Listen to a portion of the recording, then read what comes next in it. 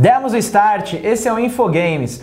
Hoje é dia 18 de fevereiro de 2015 e falaremos nesse programa sobre jogos digitais, jogos físicos, falaremos sobre também um evento que ocorreu da Bandai Namco e de outros assuntos que eu vou deixar que o programa aconteça por si só. Ao meu lado direito está Gustavo Guzmão. Fala, galera.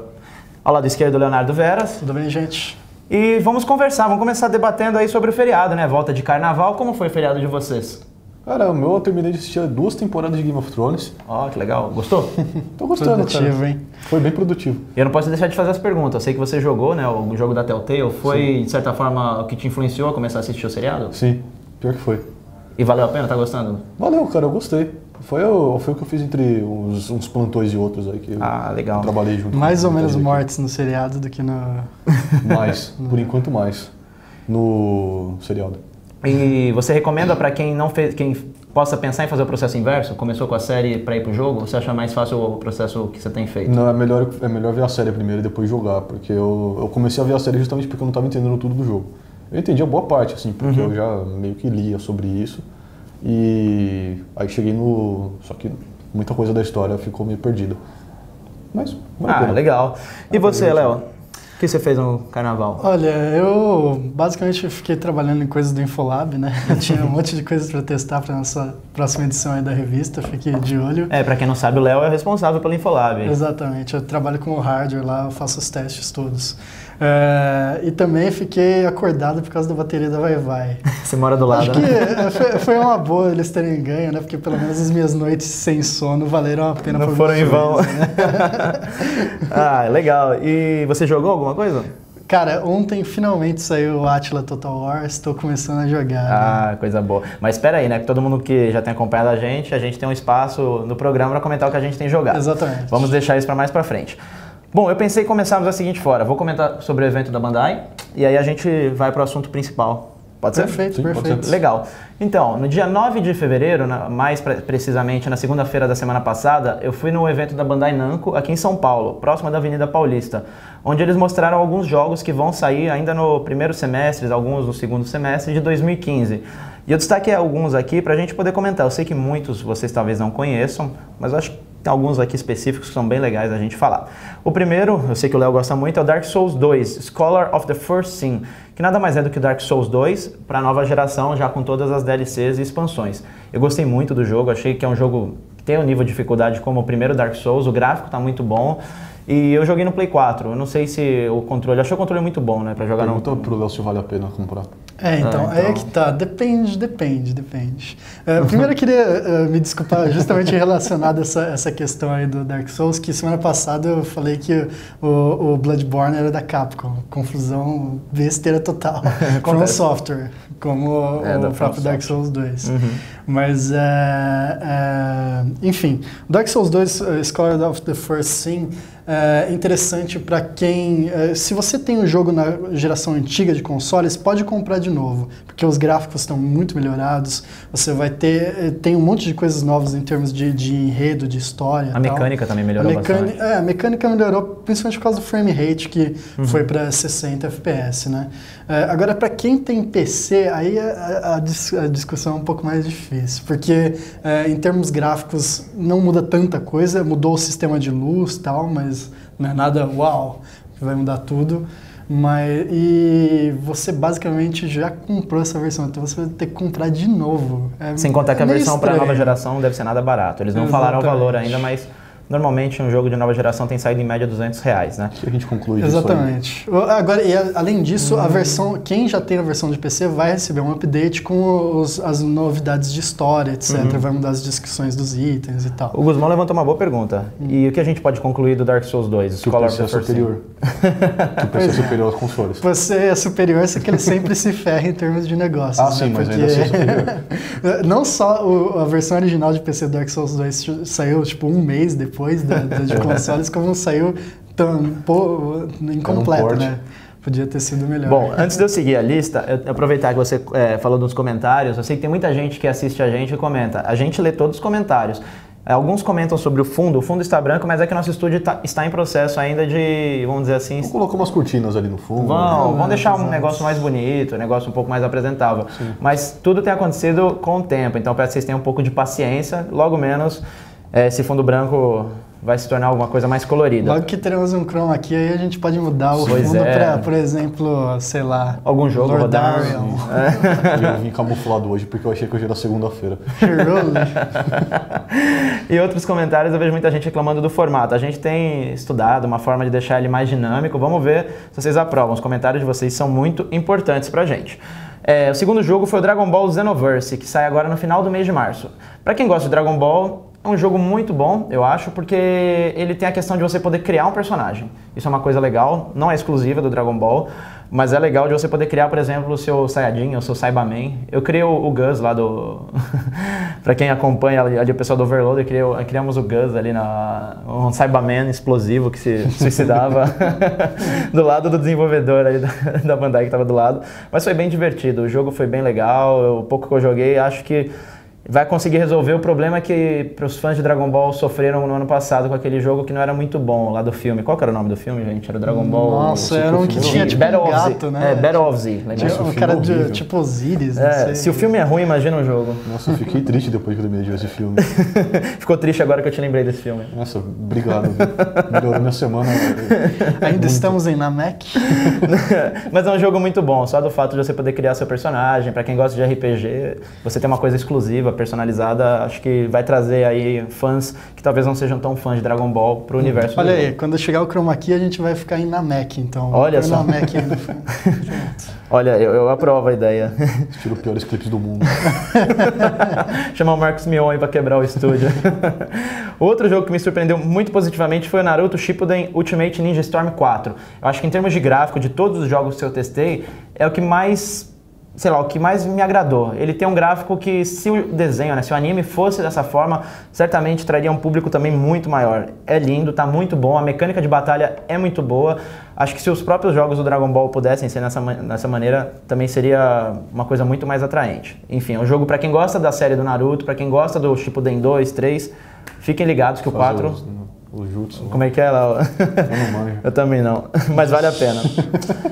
Bom, o outro é o Project Cars. Eu conversei com um dos desenvolvedores, ele estava lá. A versão que a gente testou lá no evento era uma versão que estava com cockpit. E era um cockpit de Fórmula 1. Eu apanhei um pouco daquele cockpit porque eu sou um pouco desengonçado. Eu acabei quebrando uma hora o controle, saiu. Aí o cara teve que colocar de volta e acontece. E o pedal ficava indo pra frente e pra trás, não estava muito preso. Mas isso não tem nada a ver com o jogo, isso acontece. É o cockpit que se soltava, porque sabe como é que é, né, gente? Gamer é um pouco meio... Prejuízo que você dá pros caras, mano. Hã? Prejuízo que você dá pros caras, mano. Pô, mas não quebrou, arrumaram. Mas o jogo é muito bom. O jogo tava com mais de 50 carros disponíveis nessa build. Falaram que vão sair ainda mais na versão final. Tinham diversas pistas, eles não disseram quantas, mas eram muitas, assim, mais de 10 com certeza. E o que me agradou bastante é que você poderia jogar com kart, carros de Fórmula 1, carros de todas as maneiras. Tudo desbloqueado logo de cara. Sim, né? Pelo menos nessa build tava. Eu não sei se no jogo final você vai ter que evoluir. Sei que o Guzmão tá muito ansioso, né, Guzmão? Sim, eu tô bem, cara. Eu acompanho o desenvolvimento desse jogo tem uns seus 2 anos aí, que ele tá desenvolvendo faz uma cara. Ele meio que feito junto com a comunidade, a Naughty Dog que tá por trás dele. Por trás. E tá fazendo um jogo com a comunidade de jogadores. Né? Eles estão lançando vários alphas antes de partir acho que agora partiram pro beta, talvez, para antes de lançar a versão final. Daí tem toda uma comunidade de jogadores lá que dá um dinheirinho lá para meio que um Kickstarter. Um Kickstarter para ajudar. Para participar do desenvolvimento do jogo e vão dando feedback, os caras vão mostrando modelos antes para todo mundo. E, cara, se for tudo que o jogo for tudo que promete, vai ser um dos melhores jogos de corrida que já lançaram na história. Assim. Sim. Ele lembra muito, ele vai agradar muito os fãs de jogos mais realistas, vamos dizer assim. Gran Turismo, né? Forza Motorsport. Não o Horizon, o anterior. Né? Sim. Ele não é uma coisa, vamos dizer assim, pra quem gosta de jogo de corrida ou pra quem não gosta, ele não lembra muito a questão um pouco mais casual, como é o caso do Need for Speed. Ele pega jogadores mais sérios, vamos dizer assim, mais simuladores mesmo, né? Um outro jogo nesse estilo que eu acabei até esquecendo de colocar na lista, se não me engano, chama Drive. Depois, na semana que vem, eu passo o nome certinho, porque eu não tenho certeza. Que é um jogo nesse estilo, só que de moto. É um Gran Turismo de moto, era um jogo muito difícil. Eu apanhei bastante com o controle, porque vocês sabem que eu não sou muito bom pra jogos de corrida. A não ser Mario Kart.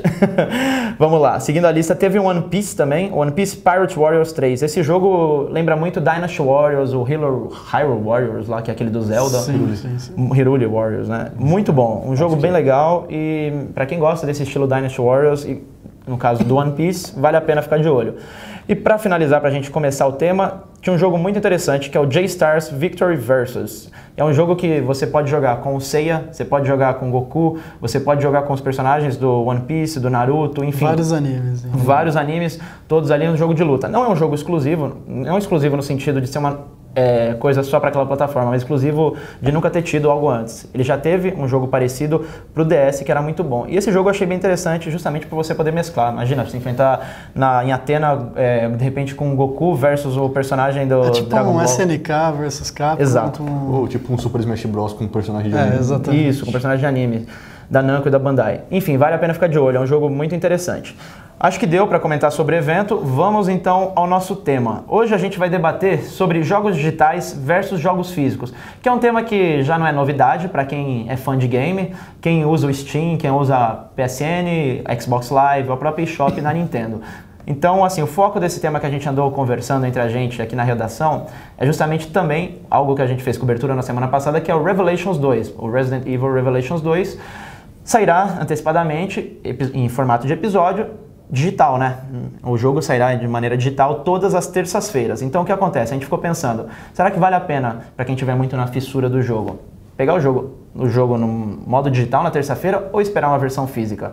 Até que ponto vale a pena investir por uma mídia física? E eu acho que esse debate é legal a gente trazer aqui para a mesa, porque, querendo ou não, mídias digitais são o futuro, né? Ou até que ponto vale a pena lançar mídia física. Pois é, tem porque tudo eles isso. estão lançando um mês depois, né? Se todo mundo está jogando a versão digital, vão lançar a versão física, para quê? Qual que é a vantagem de quem adquire um produto que normalmente ainda é mais caro, a física? Hoje em dia, quando eles vendem física, normalmente eles vendem com aquelas coisas premium, né? Sim, daí você ganha, sei lá, condicionador de cabelo do Resident Evil ou algo assim. Não, mas vamos começar, acho que o buraco, vamos começar mais embaixo, vai. Vamos começar falando, por exemplo, do mercado para celulares. No caso, iPhone, Android, tudo começou por aí, se a gente pensar em termos de games digital, né? Claro, tínhamos a Blizzard e tudo mais, mas acho que onde explodiu o boom desse mercado digital foi com a App Store, em 2008, né? A primeira App Store, acho que surgiu em 2008 ou 2009. Sim, por aí, né? Sim. Mais ou menos isso, desculpa. Foi com o iOS 2, acho. Sim. E aí explodiu, né? Os grandes desenvolvedores começaram a ver aquele nicho, os pequenos começaram a surgir e tudo mais, e as empresas começaram a trazer esse nicho para dentro dos seus consoles, né, de mesa. Tanto que a Xbox Live sofreu uma mudança gigantesca do primeiro formato, do 360, para a versão que ela está hoje em dia, tanto no 360 quanto no One, né? Sim. E aí eu quero saber de vocês, primeiramente, o que vocês acham dessa questão da mídia digital?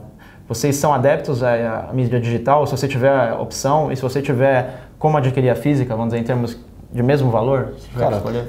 Eu era um grande defensor da mídia física antes, porque eu gostava de ter a coleção lá, os cartuchos e os discos lá, as caixinhas de DVD Booklets alinhadas lá, uma bonitinha tem aquilo, só que depois por praticidade e também porque eu não encontrava também nenhum jogo para vender, especialmente de PC, eu só encontrava no Steam, eu virei adepto de mídia digital. Eu hoje só compro mídia física pro 3DS que eu tenho e... Você pode até explicar o porquê você só compra mídia física pro 3DS. Sim, porque eu não consigo fazer compras na eStore, na eShop brasileira, porque nenhum cartão passa e também a Nintendo não tá mais nem aí pro Brasil, né? Nunca esteve. Enfim, a gente discutiu isso por aqui. Mas eu só compro mídia física pro 3DS, mas pro PC, cara, minha biblioteca inteira de jogos, uns 5% dela deve ser de mídia física. Olha só. Porque eu achei o jogo para vender e eu não queria baixar no Steam. Mas hoje em dia é muito difícil. Sim, tipo Max Payne 3, que é um negócio de um colosso de 35 GB no computador. Imagina. Baixar isso aí é meio complicado, mas Sim. Daí eu consegui achar mídia física, comprei, instalei, não fechei. Mas acontece. É um bom jogo. Acontece. É um bom jogo. Enfim, eu aderi totalmente à mídia digital por causa do Steam. E o Steam também tem os preços dele que são muito atraentes. Sim, isso é uma outra questão. Vamos conversar Exato. sobre isso. Pagar R$100 numa mídia física ou pagar R$10 na digital? E o pior de tudo é que as mídias físicas eu tenho adquirido para nova geração, não vem nada dentro. Não vem nem um agradecimento, não vem sabe, eu comprei, qual foi o último que eu peguei? Foi o Não foi o Rise que eu abri por último, que não é na verdade o lançamento. Eu não lembro exatamente qual foi o último jogo de Xbox One que eu peguei em formato físico, mas não tinha absolutamente nada dentro. Exato. E aí eu fiquei pensando, falei, poxa, você gasta R$200, hoje em dia acho que tá 229, né, a nova geração.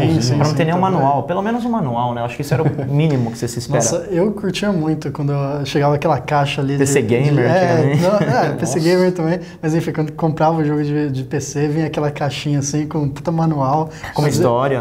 Quando eu comprava muito jogo de... Ainda compro, né? Jogo de estratégia em tempo real, né? Então, Age of Empires, aí vinha com umas cartelas assim, que tipo mostrava toda a tech tree do negócio, era muito louco.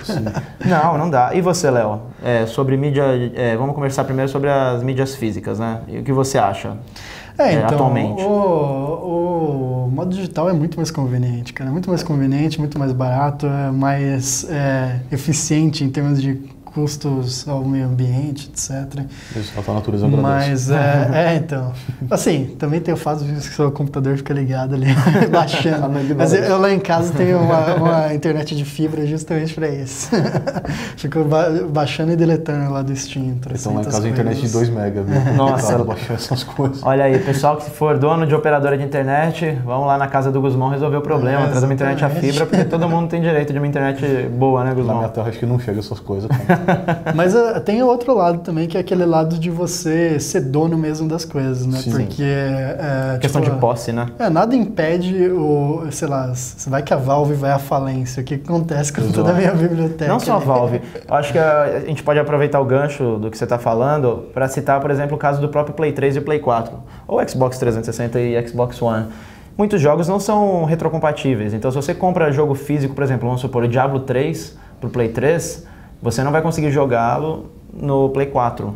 Você consegue herdar os seus personagens e tudo mais, só que você precisaria comprar um jogo de novo e no Play 4 ele nem aparece, né? Você não tem a opção de baixar. Então, para quem, por exemplo, acaba vendendo o console para adquirir um de nova geração, vende toda aquela biblioteca. Se o cara tem um jogo físico, pelo menos ele ainda continua com aquela coisa, tá ali, né, no jogo. Mas tem muitos esquemas hoje em dia que dá uma transferência. Por exemplo, o Steam tem o Steam Play, você pode jogar o seu mesmo jogo no Linux, no macOS, etc. Mas essa questão do Steam, né, falir, muita gente fala, quando a pessoa vai contra-argumentar o mercado digital justamente usando isso. E se um dia a PSN sair do ar? Nunca acontece. Aconteceu no Natal, aconteceu no Ano Novo.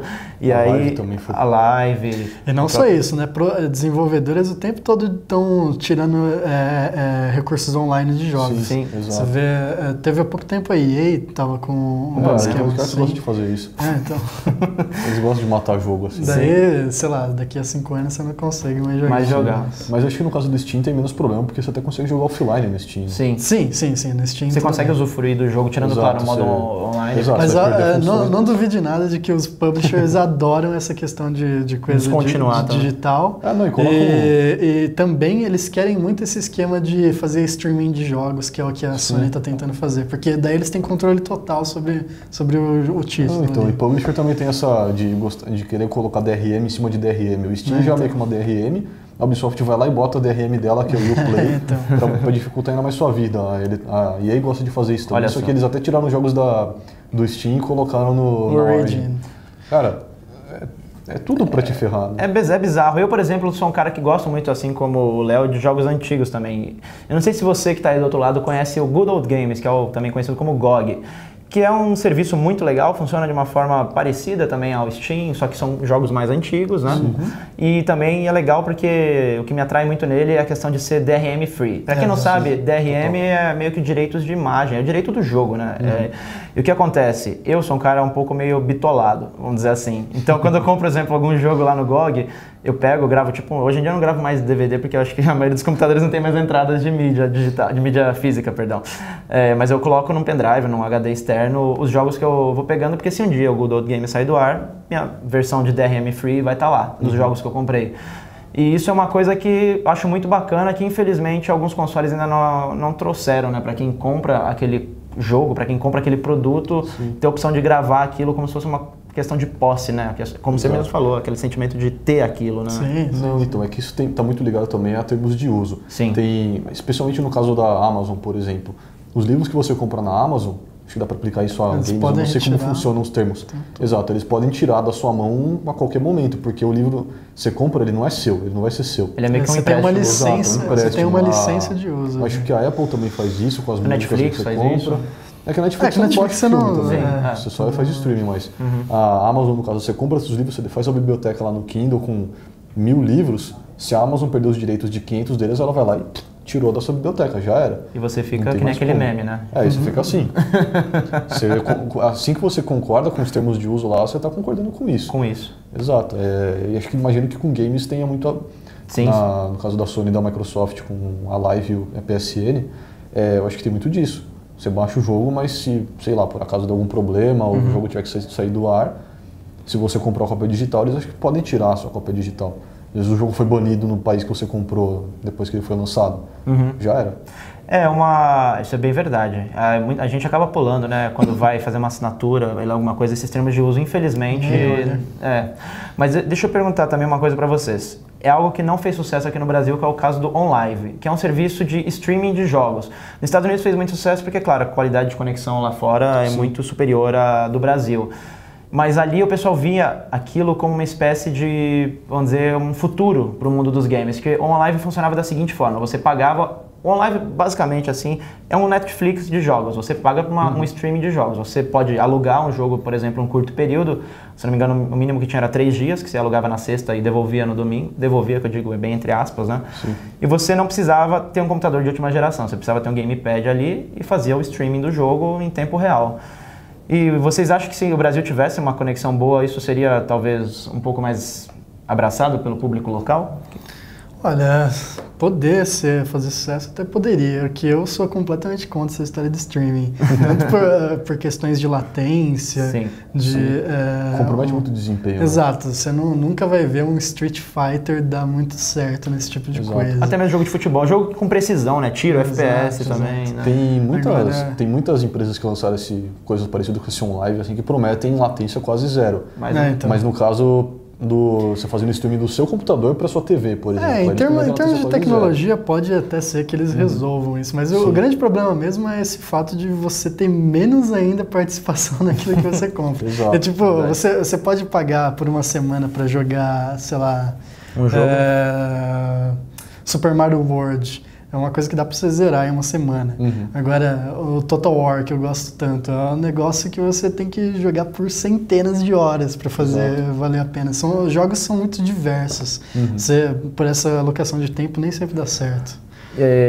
E aproveitando assim, vamos conversar também sobre a questão do que tem acontecido não só com o mercado de jogos digitais, mas dos físicos também, que é hoje em dia você compra um jogo, ele já vem com uma série de patches, já vem com online pass, Vem cheio de bugs. vem com bugs.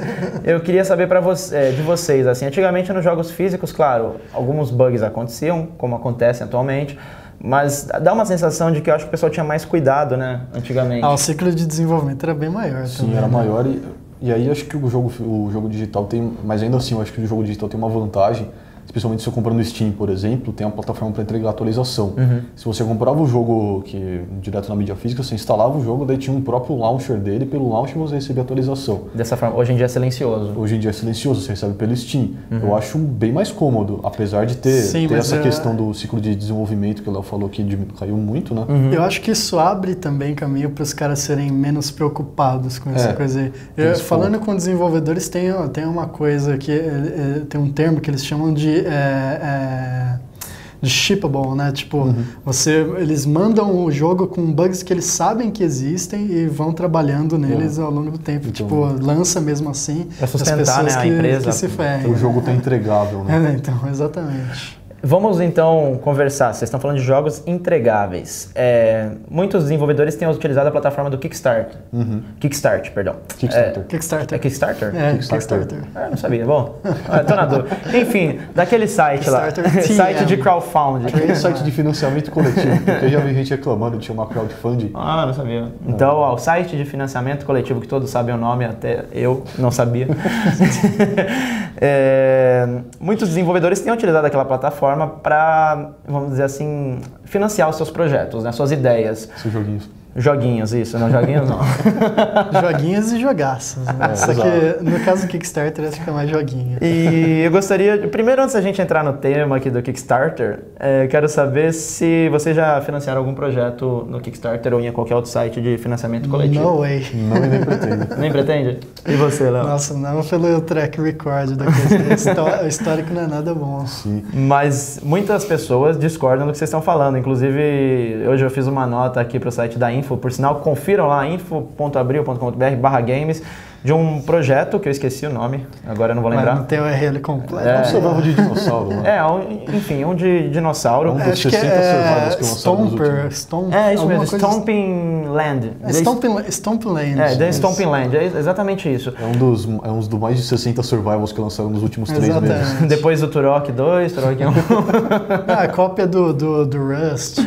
Sim, Rust, The Forest, DayZ, blá blá blá, e todo esse monte de survival. 4.400 pessoas pagaram os chamados bakers, né, no Kickstarter pelo projeto. Backers? É baker? Baker é padeiro, cara. Então, mas é por isso mesmo, é padeiro, é um padeirinho. Não, mas é backer que tá apoiando. Backer, Eu sei. Cadê o senso de humor, gente? Vocês estão querendo me correr? Ai, perdi.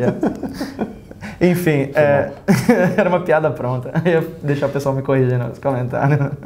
Mas vamos lá, finge que isso não aconteceu, gente. Os padeiros ou os apoiadores pagaram até $90 pelo projeto. E o que aconteceu? O jogo foi lançado no Early Access, que até eu tenho uma política interna comigo de não comprar. Nunca comprar um jogo em Early Access.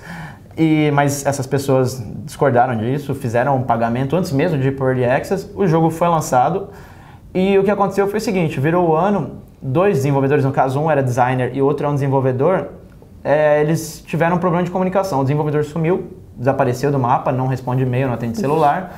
E o designer estava trampando sozinho, teve uma série de problemas, obviamente precisava acho que de um feedback do criador do projeto, o cara não estava disponível, ele não sabia o que fazer, o cara ficou sem receber dinheiro, o cara ficou sem resposta. E ele tinha que pagar as outras pessoas. Sim, a equipe dele e tudo mais, e ele pulou fora do projeto. E aí, obviamente, os padeiros ou os apoiadores tiveram problemas, entraram em contato com o crowdfunding, o Kickstarter, e eles simplesmente falaram que pediam desculpas, deram um simples, novamente, um meme shrug lá. E aí, é engraçado, né? E aí os caras sumiram, o projeto tá morto, mas o jogo tá disponível no Steam. Se você quiser comprar e jogar seu dinheiro fora, R$49. 49, 45. Lá tem os reviews, e lá tá no Steam com uma mensagem dando a entender que ainda tá em desenvolvimento. Exato. Sim. Só que daí você vê nos reviews a galera falando assim, não comprem. O jogo já morreu. E sem contar que o jogo, se eu não me engano, o foco dele é multiplayer. Então imagina, se os caras não estão mais nem desenvolvendo, que horas vai durar esse servidor? A gente tava falando sobre vida útil de um jogo digital, esse servidor vai morrer daqui a pouco. Prematuro total. Bacana, né? Pois é, você gasta lá R$50, R$45 num jogo com uma vida útil pequeniníssima. Eu queria saber de vocês, então, sobre esse tanto de projeto, né, que surge no Kickstarter. Muita gente se interessa, claro, a gente não pode generalizar, mas a grande maioria dos projetos que surgem lá nunca dão certo, né? É impressionante. Tem algumas raras exceções, mas na parte de games acho que são bem raras. Exatamente. São bem mais raras, são mais raras ainda. Sim. Na parte de tecnologia, alguns produtos ainda acabam saindo. Sim. Então, assim, O Uia, né? É muito bom. Eu não disse que eles saem e fazem sucesso, eu disse que eles saem. Tô brincando. Mas o Uia sai, mas também teve aquela... Mas até o Uia atrasou muito para entregar para as pessoas que pagaram pela primeira. Mas o projeto de maior sucesso do Kickstarter é um cooler que carrega celular e toca música junto. Esse legal. Foi entregue até. E foi bem, Rafael. Exato, foi muito bem apoiado e eu acho que foi entregue pelo menos. Tem o Mighty Number 9, que vai sair, se eu não me engano, em 2015, né? Que é a cópia do Mega Man, inclusive é o criador do Mega Man, que é o idealizador do projeto. Exato, esse eu acho que sai, porque é uma equipe que tem experiência na área e não é mau caráter igual um amigo do Léo aí, que o Léo vai falar na entrevista, imagina. Sim. Pois é, então. Por favor, Léo. É engraçado, a gente estava falando do Mega Man e tal, tem um time experiente, também tem um time muito experiente atrás do Godus, que é chefiado pelo Peter Molyneux, acho que é Molyneux que pronuncia. O cara é tipo uma lenda do design de games. Ele fez Syndicate, fez Populous, fez Dungeon Keeper. Cara, era tipo... tudo que era bom daí era esse cara que fez. Do Fable também? Fable também.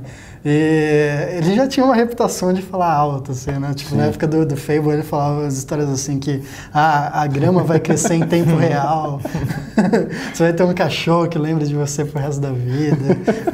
Tipo, ele é meio avoado das ideias, né? Mano.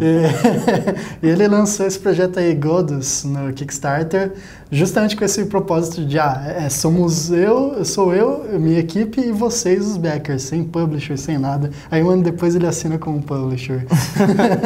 Tipo, e isso é só um começo, assim, tem uma série de mentiras nessa história, de desculpas que ele dá, e isso tudo foi abordado numa entrevista enorme que tá lá no Rock Paper Shotgun, um site de games, que, assim, parece aquelas entrevistas do Nixon com o David Frost, assim, sabe?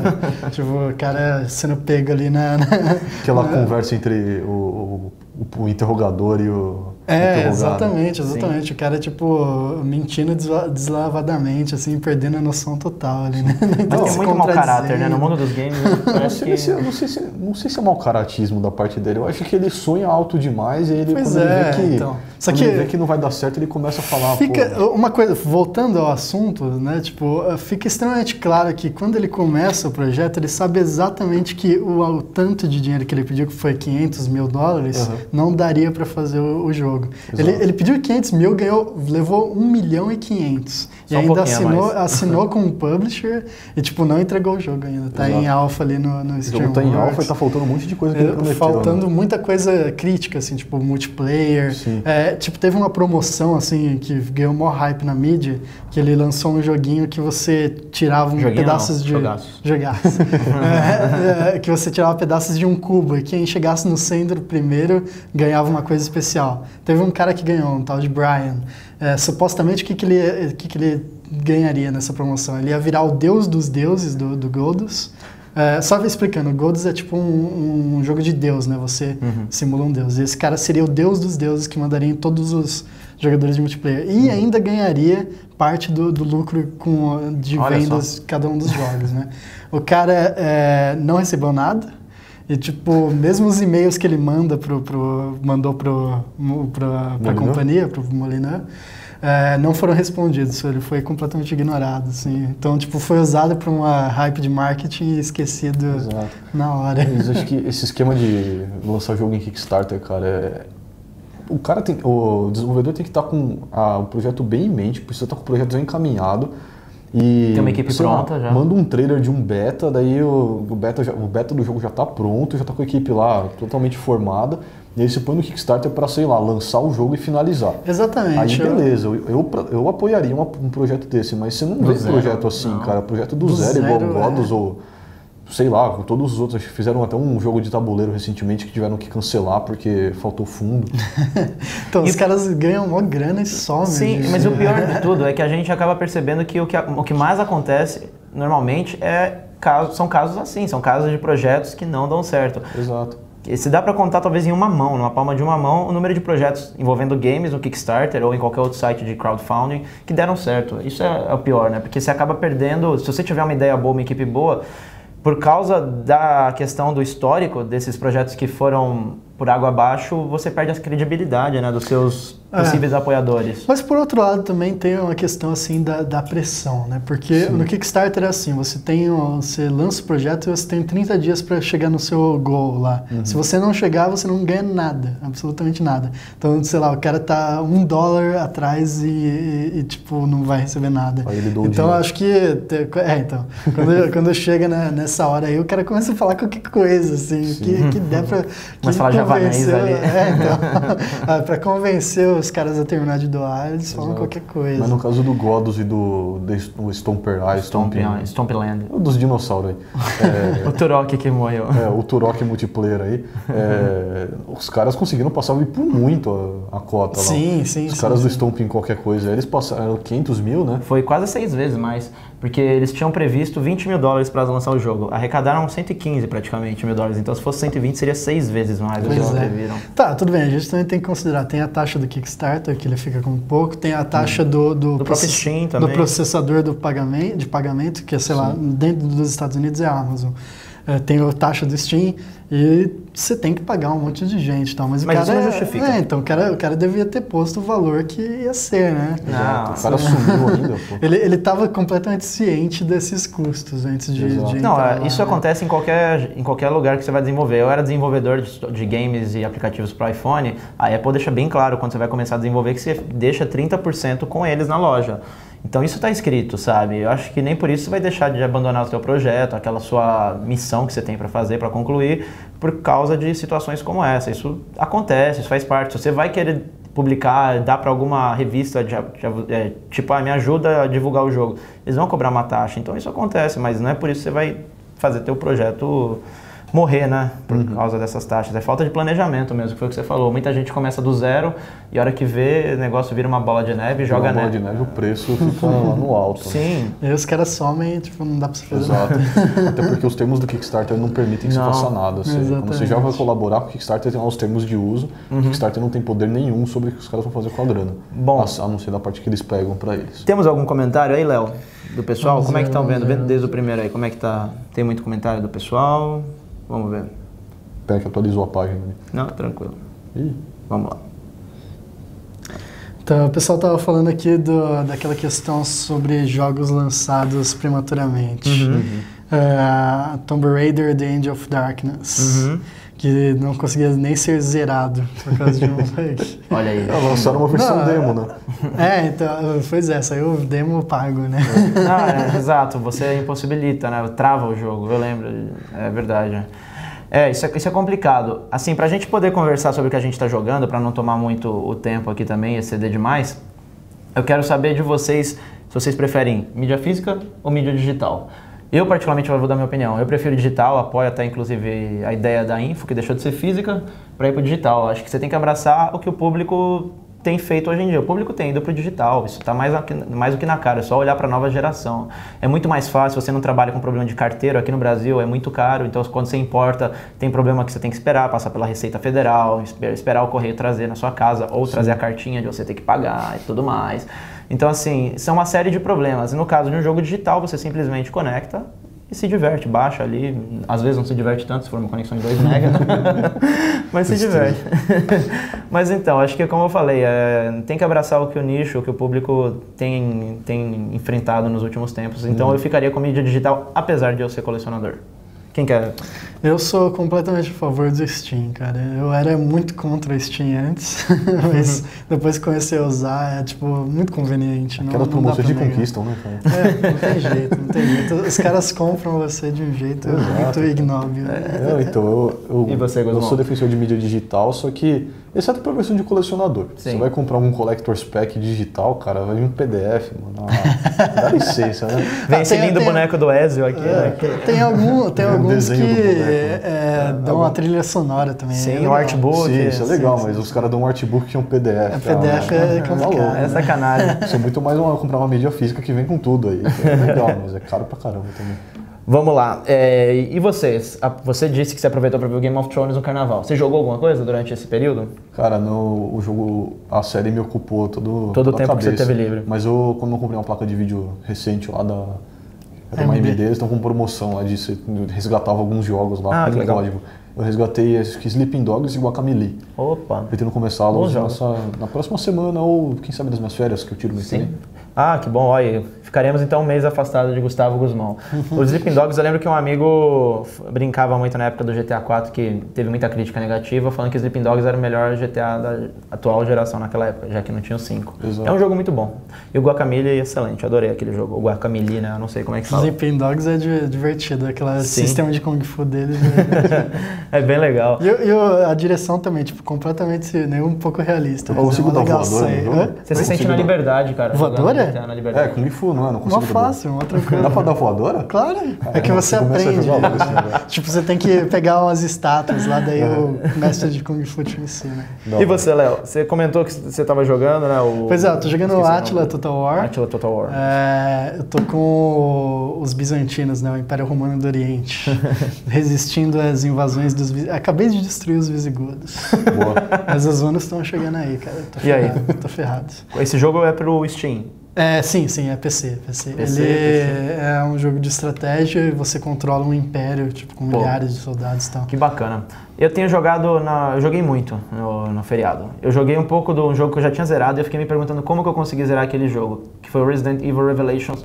No caso, eu tô jogando agora no PC. Eu zerei aquilo lá no 3DS, só que o 3DS na época não tinha aquele outro analógico, aquele Circle Pad Pro, que te permitia colocar um extra, vamos dizer assim. Então imaginem eu jogando um jogo de, no caso, terceira pessoa, mas era um shooter com uma canetinha embaixo, assim, pra mirar. É difícil aquilo, mano. Eu sofri muito. Eu joguei a demo, cara. É muito difícil. Eu passar da primeira parte. Me pergunto até hoje como eu zerei aquilo. Eu olhava pra Paula no final de semana e falava, meu, como eu consegui zerar isso? Aí outro jogo que eu joguei foi o Tomb Raider, que eu ainda tô em processo de zerar. É uma falha minha, eu não zerei o Tomb Raider de 2013. Mas eu pretendo zerá-lo. Eu tô numa parte que tá ficando muito interessante, o jogo tá muito bom. E o jogo que mais me tomou tempo foi um jogo do PS Vita. Desculpa o trocadilho. Você tá mal hoje. Eu tô mal. Cara. É o Soul Sacrifice. Gente, esse jogo é muito legal. Pra quem gosta de Dark Souls, pra quem gosta de Monster Hunter, Soul Sacrifice é um jogo muito legal pro Vita. É bacana, você controla um personagem, você consegue desviar dos chefões, e à medida que você mata os inimigos, você escolhe se você vai sacrificá-lo ou se você vai meio que salvar a alma dele. Se você salva a alma dele, te fortalece a tua mana, a tua vida. Se você vai sacrificar, você fica mais forte, né? Você é como se você sugasse a alma daquele inimigo e te tornasse um personagem mais forte. É um jogo muito legal, tem um replay muito bacana, um multiplayer excelente. E eu tinha comprado esse jogo em meados de 2013 e, sei lá, tava guardado ali na minha biblioteca de jogos que eu tenho em casa. Eu falei, vou jogar um pouco mais no meu PS Vita. E aí eu me peguei jogando esse e Rogue Legacy pro Vita também, que é um jogo que dispensa comentários, né? Muito divertido, assim como o Ezio caindo toda vez. Bom, gente, vocês têm mais alguma ressalva para fazer sobre digital, físico, pra gente encerrar esse programa? Tragam de volta os manuais. Isso ia ser bacana, mesmo que fosse um manual. Agora, eu reclamei do PDF, mas se eles colocassem um manual em PDF, eu ia ficar feliz. Com umas ilustrações ali. Assim, eu também concordo com vocês. Eu não ligo se vier, de repente, alguma coisa mais simples como manual, mas o manual é excelente, é alguma coisa que traz de novo esse público. Então, se você compra um conteúdo que é igual para digital e para físico, para que você vai gastar num conteúdo que é mais caro e ainda tem a questão da espera, né? Em todo jogo físico, a não ser que você vá na loja comprar, você tem que esperar um carteiro ou alguma distribuidora entregar na sua casa. Gente, então, acho que é isso. Conte pra gente aí nos comentários, aqui embaixo do YouTube, qual a opinião de vocês? Vocês gostam mais de jogo físico? Mais de jogo digital? A gente quer saber a opinião de vocês e também queremos saber, a gente trouxe agora uma mecânica um pouco diferente no programa, foi um programa temático sobre jogos físicos e digitais. Vocês gostaram desse modelo? E contem pra gente também aqui embaixo, o que vocês têm jogado? Estamos curiosos, gostamos muito da interação com vocês. Novamente, então, eu sou o Vitor Coelho, Gustavo Guzmão à direita, Leonardo Veras à esquerda. Você fique ligado aí, não feche o seu browser, pois Lucas Agrela vem logo em seguida comentar sobre o que hoje, Léo? Câmeras. Câmeras de celular ou câmeras... Não, câmeras mesmo. Olha que legal, então, você que está pensando em adquirir uma câmera nova, não perca esse programa que virá logo em seguida. Um abraço, tchau! Fala, galera. Falou!